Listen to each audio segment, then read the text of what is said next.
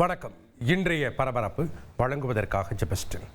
சென்னை கொருக்குப்பேட்டை சிகரந்தபாளையம் 2வது தெருவில் சாக்கடை குழிகள் மூடப்படாமல் இருப்பது அதிர்ச்சியை ஏற்படுத்தியுள்ளது.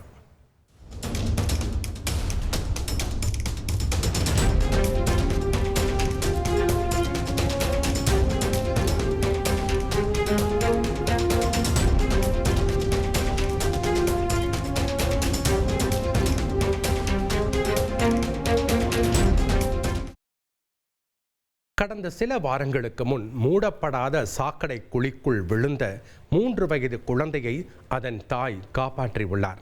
2 நாட்களுக்கு முன் வேறொரு சாக்கடை குழிக்குள் விழுந்த மற்றொரு குழந்தையை அக்கம் பக்கத்தினர் காப்பாற்றியுள்ளனர். இது குறித்து மாநகராட்சி அதிகாரிகளிடம் புகார் அளித்தும் நடவடிக்கை எடுக்கப்படவில்லை என்று கூறப்படுகிறது. இந்நிலையில் கடந்த சில வாரங்களுக்கு முன்பு குழந்தை குழிக்குள் விழுந்த CCTV காட்சி தற்போது வெளியாகியுள்ளது. கேரள மாநிலம் கோழிக்கோட்டில் பலத்த காற்றுடன் கனமழை பெய்தது. அப்போது லாட்டரி விற்பனை கடையின் மேற்கூரை பெயர்ந்து விழுந்து நூல் நிலையில் இளைஞர்கள் உயிர் தப்பிய காட்சிகள் வெளியாகியுள்ளது.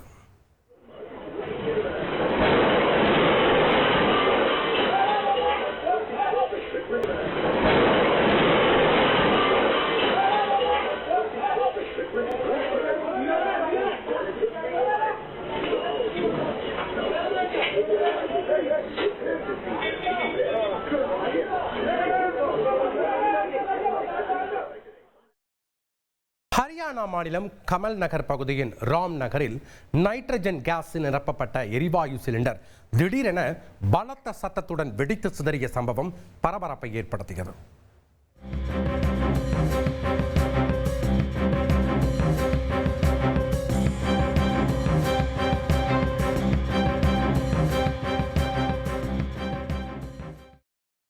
பலூன்களை ஊதுவதற்காக இந்த சிலிண்டர் பயன்படுத்தப்பட்டதாக தெரிய வந்துள்ளது. சிலிண்டர் வெடித்த அதிர்வினால் அந்த பகுதியில் இருந்த வீடுகளில் கண்ணாடியாலான ஜன்னல்களும் கதவுகளும் உடைந்தன. இதேபோல வாகனங்களும் சேதமடைந்தன. நல்வாய்ப்பாக இந்த சம்பவத்தில் உயிர் பாதிப்புகள் ஏற்படவில்லை.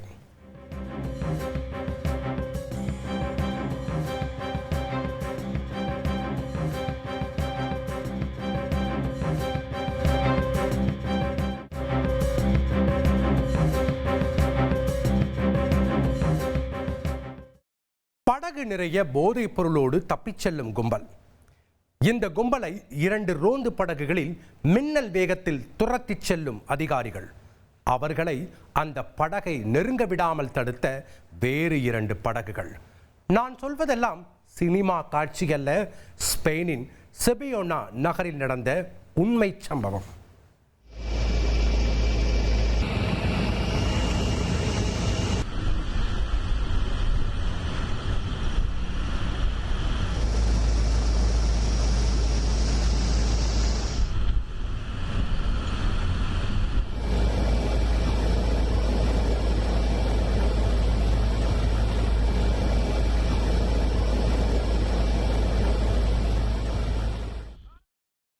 சுமார் 1.5 டன் எடை கொண்ட ஹஷீஷ் என்ற போதைப் பொருளை கடத்திய 4 பேரை அதிகாரிகள் துரத்திச் சென்று ஸ்பெயினின் தேசிய காவல் படை பிடித்த காட்சிகள் சர்வதேச அளவில் கவனத்தை பெற்றுள்ளது.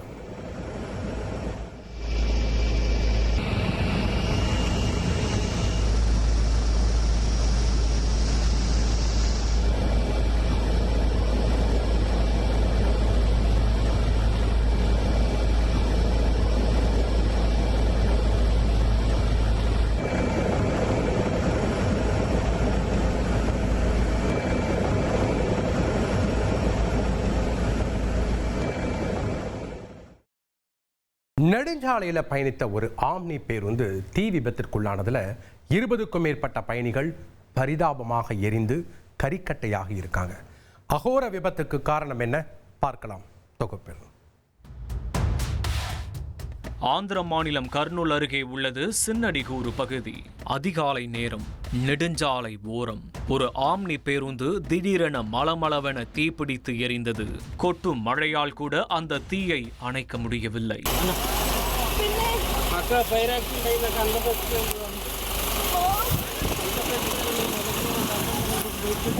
இருளையே நடுங்க வைத்த அந்த காட்டுத்தீ பேருந்தில் இருந்த 20க்கும் மேற்பட்ட உயிர்களை காவு கொண்டது.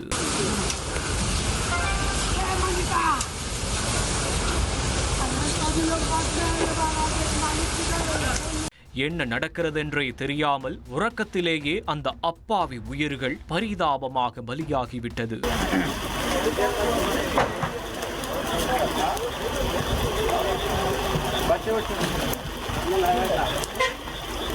தீயணைப்புத் துறையினரின் நீண்ட நேர போராட்டத்திற்கு பின் எலும்புக்கூடான பேருந்தையும் கரிக்கட்டையான பயணிகளின் சடலத்தையும் மட்டுமே மீட்க முடிந்தது.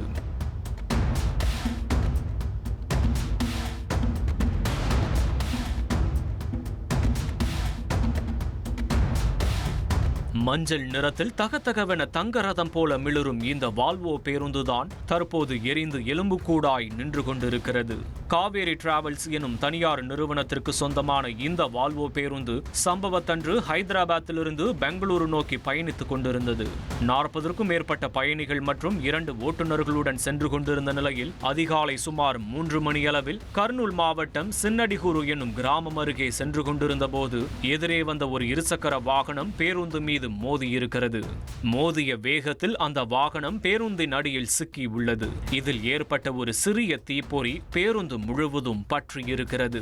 உள்ளே இருந்தவர்கள் சுதாரிப்பதற்குள் தீ மளமளவென பேருந்து முழுவதும் பரவ தொடங்கியுள்ளது. தீ பற்றியதை உணர்ந்த சில பயணிகள் அலறியடித்துக் கொண்டு பக்கவாட்டில் இருந்த ஜன்னல் கண்ணாடிகளை உடைத்து அவசரகால வழி மூலம் பேருந்திலிருந்து வெளியேறியுள்ளனர்.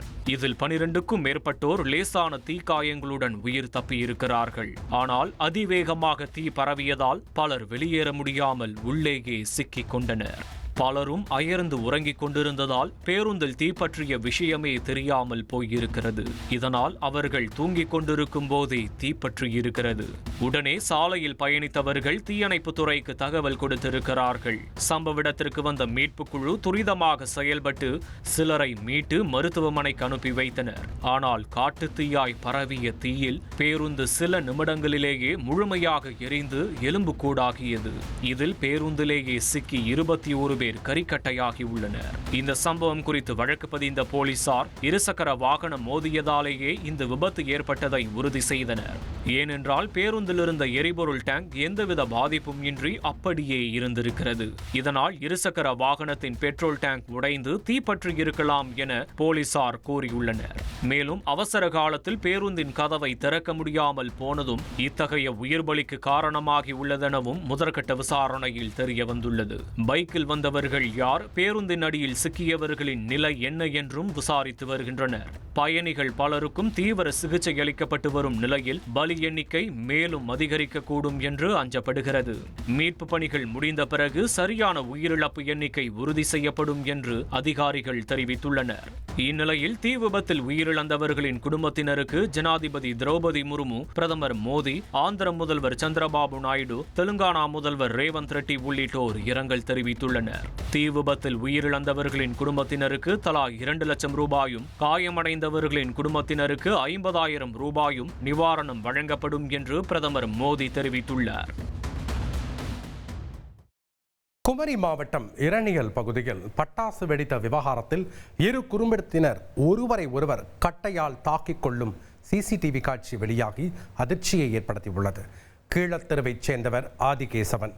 தீபாவளி அன்று பட்டாசு சத்தம் காரணமாக இவரது குழந்தை அழுத நிலையில் பக்கத்து வீட்டில் பட்டாசு வெடித்துக் கொண்டிருந்த முருகன் மற்றும் அவர் மகனிடம் சென்று எச்சரித்துள்ளார். இதில் 2 தரப்புக்கும் இடையே தகராறு ஏற்பட்டு ஒருவரை ஒருவர் கட்டையால் தாக்கிக் கொண்டனர்.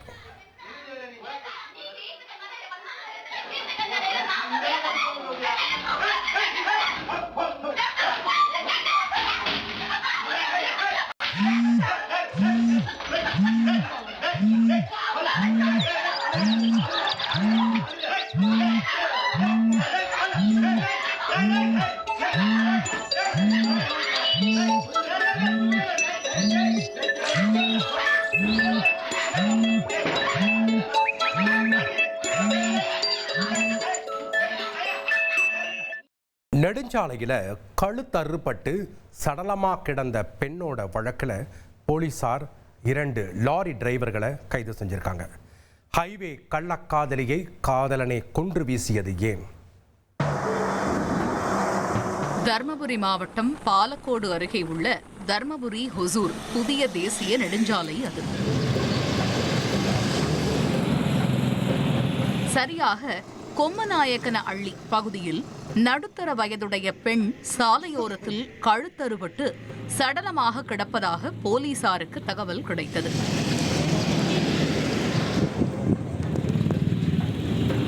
சம்பவ இடத்திற்கு விரைந்த போலீசார் ஆடைகள் களைந்து அலங்கோலமாக கிடந்த அந்த சடலத்தை கண்டு நடந்திருப்பது படுபயங்கர கொலை என உறுதி செய்தனர். ஒருபுறம் தடய அறிவியல் துறையினர் ஆதாரங்களை சேகரிக்க, மறுபுறம் மோப்பநாய் நெடுஞ்சாலையை சல்லடை போட்டு சலித்தது. தொடர்ந்து சடலத்தை மீட்டு உடற்கூறாய்விற்காக அனுப்பி வைத்த போலீசார் நடந்த கொலை குறித்து விசாரணை மேற்கொண்டனர். கொல்லப்பட்டவர் காரிமங்கலம் மந்தைவெளி பகுதியைச் சேர்ந்த வள்ளி. 38 வயதான இவரது கணவர் கணபதி. இந்த தம்பதிக்கு ஒரு மகள் ஒரு மகன் என 2 பிள்ளைகள். குடும்ப பிரச்சனை காரணமாக கடந்த 18 ஆண்டுகளாக வள்ளி கணவனை பிரிந்து தந்தை வீட்டிலேயே செட்டில் ஆகிவிட்டார். சில ஆண்டுகளுக்கு முன்னர் மகளுக்கு திருமணமாகி கணவன் வீட்டில் வசித்து வரும் நிலையில் 16 வயது மகனுடன் வாழ்ந்து வந்துள்ளார் வள்ளி. இந்த நிலையில்தான் கடந்த 21ஆம் தேதியன்று வெளியே சென்ற வள்ளி மீண்டும் வீடு திரும்பவில்லை.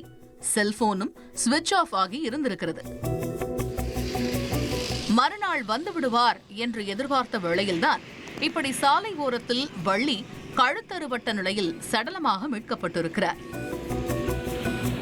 தொடர்ந்து அந்த பகுதியில் இருந்த சிசிடிவி காட்சிகள் மற்றும் வள்ளியின் செல்போன் சிக்னலையும் அவர் கால் ஹிஸ்டரியையும் போலீசார் ஆய்வு செய்தனர்.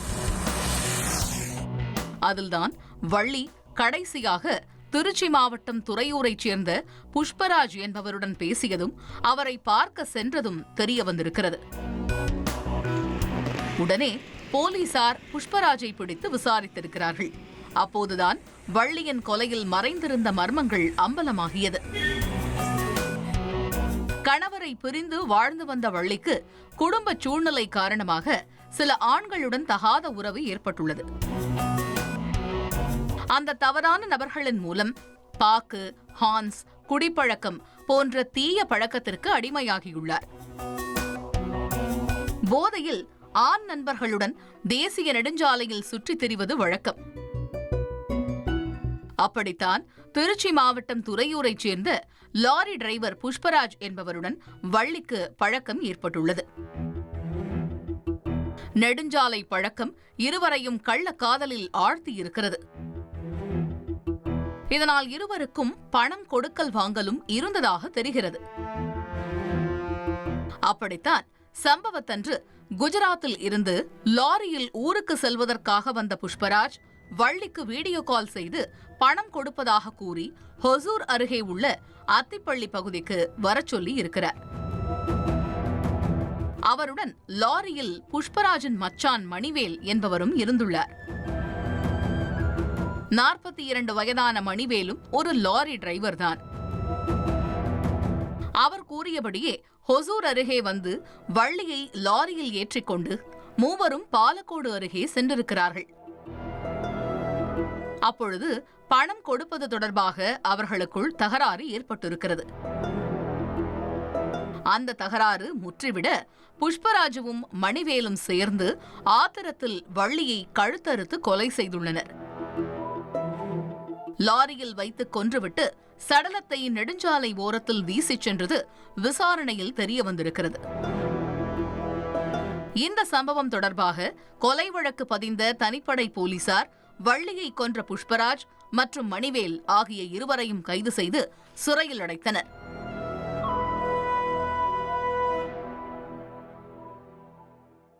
தன்னோட மருமகளால மகனுக்கு மன உளைச்சல் ஏற்பட்டுள்ளதா இறந்த இன்ஸ்டா பிரபலம் ராகுல் டிக்கியின் தாய் குமரி இருக்காங்க.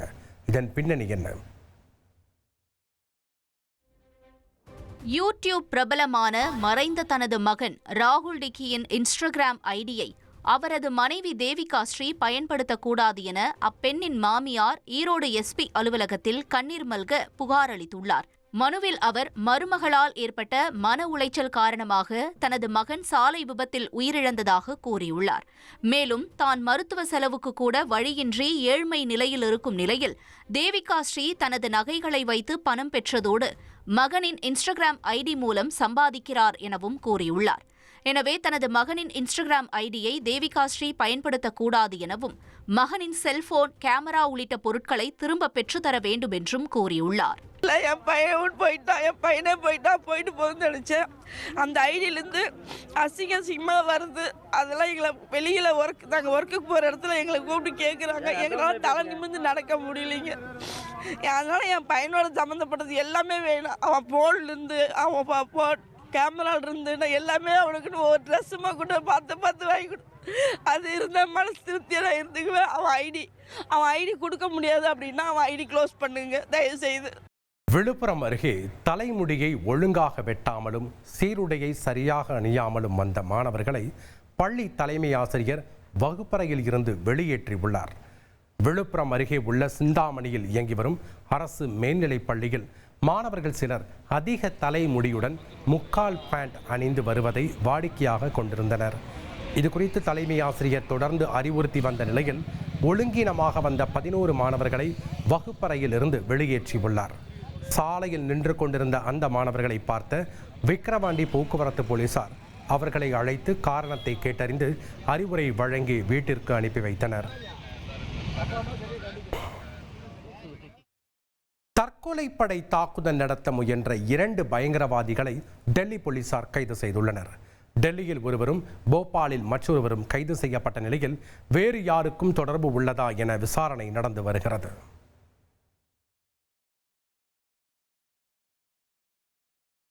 கேரளாவில் வேகமாக சென்ற ஆட்டோவிலிருந்து சாலையில் தவறி விழுந்த சிறுமியை தெருநாய்களிடமிருந்து பொதுமக்கள் பத்திரமாக மீட்டனர்.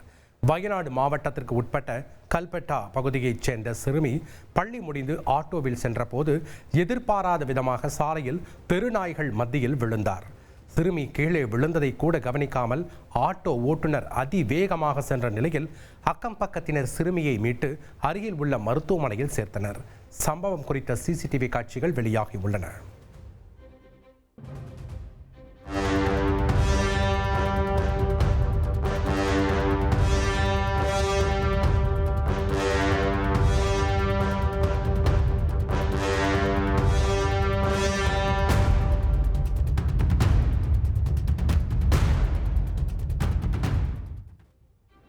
மும்பை அடுத்த மலாட் பகுதியில் அடுக்குமாடி குடியிருப்பு வளாகத்தில் விளையாடி கொண்டிருந்த 7 வயது சிறுவனின் மீது பெண் ஒருவர் காரை ஏற்றிய நிகழ்வு பரபரப்பை ஏற்படுத்தியது. இதில் சிறுவனின் கால் நசுங்கி துடிதுடித்த நிலையில் தாறுமாறாக காரை இயக்கியதாக பெண் மீது வழக்கு பதிவு செய்யப்பட்டுள்ளது.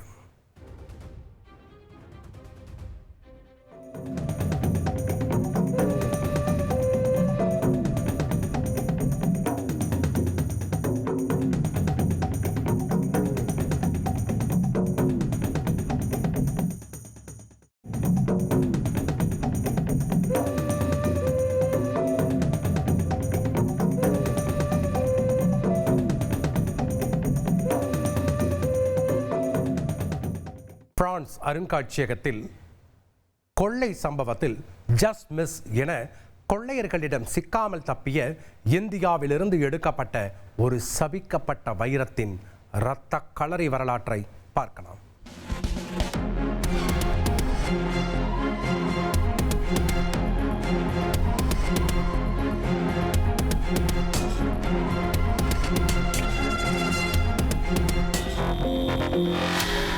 லூவர் அருங்காட்சியகம் பிரெஞ்சு அரச குடும்பத்தால் பயன்படுத்தப்பட்ட நீலமணிகள், மரகதங்கள், வைரங்கள் என விலைமதிக்க முடியாத வரலாற்று பொக்கிஷங்கள் வைக்கப்பட்டிருக்கும் அருங்காட்சியகம். உலகிலேயே அதிநவீன பாதுகாப்பு கட்டமைப்புகளை கொண்ட அருங்காட்சியகமாக இருக்கிறது. இந்த லூவர் அருங்காட்சியகத்தில் கொள்ளையடிக்கும் காட்சிகள் எல்லாம் பாலிவுட் படங்களில் பெரிய சாகசமாக காட்டப்படும். ஆனால் நிஜத்தில் 4 நிமிடங்களில் கொள்ளை கும்பல் அருங்காட்சியகத்தில் அசால்ட்டாக 850 கோடி ரூபாய் மதிப்பிலான பொருட்களை கொள்ளையடித்துவிட்டு பிரான்ஸ் பாதுகாப்பு அதிகாரிகளுக்கு விபூதி அடித்துவிட்டு சென்றுவிட்டது. அதுவும் பட்டப்பகலில். ஞாயிற்றுக்கிழமை காலை 9:30 மணிக்கு செயின்ட் ஏரி பக்கமாக அருங்காட்சியகம் அருகே இயந்திர ஏணி பொருத்தப்பட்ட வாகனம் வந்து நின்றது. நொடியில் இயந்திர ஏணியில் ஏறிய கொள்ளையர்கள் 9:34 மணிக்கு கண்ணாடி தகட்டை கட்டரால் அறுத்துவிட்டு அருங்காட்சியகத்தின் அப்பல்லோ காட்சி கூடத்தை அடைந்தார்கள். உள்ளே சென்றவர்கள் காவலாளிகளை அச்சுறுத்திவிட்டு கையில் சிக்கிய பொருட்களை எல்லாம் எடுத்துவிட்டு 9:38 மணிக்கு பால்கனி வழியாக இயந்திர ஏணியில் இறங்கி பைக்கில் தப்பிவிட்டார்கள்.